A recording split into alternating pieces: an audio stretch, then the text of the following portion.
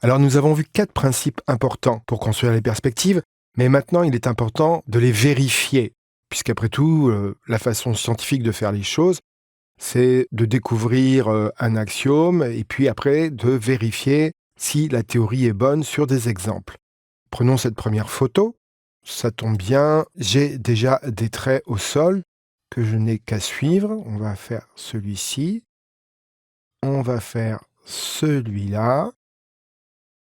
Donc nous avons 2 traits qui se croisent et puis nous vérifions que le troisième arrive au même point. Encore un quatrième. Bien ici, je vais prendre maintenant quelque chose qui est en hauteur. Pour l'instant, tout a l'air de bien fonctionner, si je puis dire. Et l'immeuble à côté. Puisque là, nous sommes dans une rue ville nouvelle, donc les immeubles sont construits de façon parallèle. Si j'étais dans le Paris haussmannien, avec tous les immeubles qui sont souvent tordus les uns par rapport aux autres, enfin, tordu, c'est pas un très bon terme, on va dire oblique, eh bien, je ne pourrais pas faire la même vérification. Alors, vous voyez, on est bien arrivé à un point de fuite. Et du coup, je sais que ma ligne d'horizon passe par ce point de fuite. Elle est à peu près ici, je l'ai faite un tout petit peu trop haut. Donc, ça fonctionne sur cette perspective. Une autre perspective, qui est une perspective centrale à nouveau dans un château, eh bien, on voit que cela fonctionne encore parfaitement. Maintenant, ce type de perspective.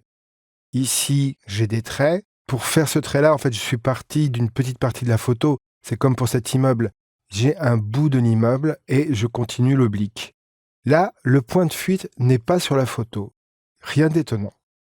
À droite, nous avons aussi une oblique ici, une oblique là. Et là, à nouveau, on ne voit pas où s'arrêtent ces points de fuite. Nous reparlerons de ça bientôt. Ici, un élément qui se prête vraiment à la perspective. Mais si nous voyons bien les traits, eh bien, nous voyons que les points de fuite sont en dehors de notre dessin.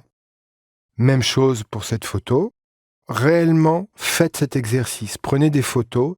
Et puis, par contre, dans cette partie-là, vous prenez une feuille de papier et vous poursuivez les traits le plus loin possible.